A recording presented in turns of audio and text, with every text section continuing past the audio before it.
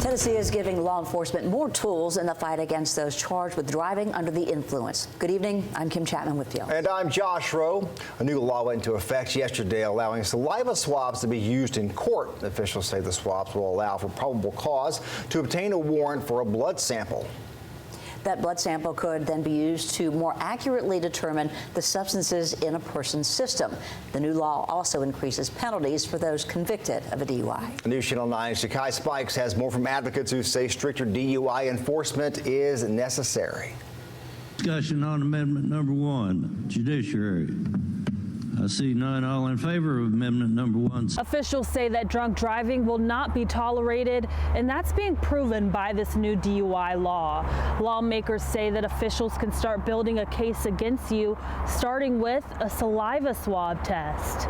And that ultimately can be used later on for a search warrant to obtain the blood, which is the most reliable and accurate indicator of blood alcohol content or blood drug content. Deputy Executive Director Mike Donovan went into detail about how a driver could face more severe consequences if they decline to take a test. The law enforcement officer then obtains a search warrant to obtain that blood.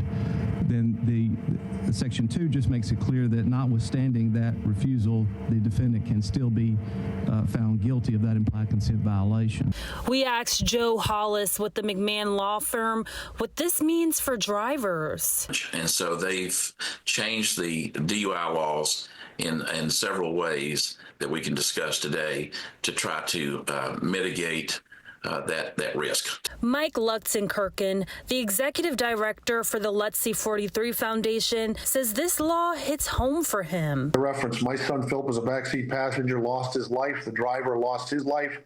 Another one of the people in the vehicle was fully ejected and by a miracle survived it. The one young man that put a seatbelt on walked away with a concussion. He says the new DUI law includes stricter measures to help keep drunk drivers off the road, and that's beneficial for everyone. I think taking them off the roads is the right thing, and any new measures that can do that, whether it's oral or they deny it, I'm all in support. That's going to protect and safeguard our roads. From Chattanooga, I'm Ja'Kai Spikes, News Channel 9.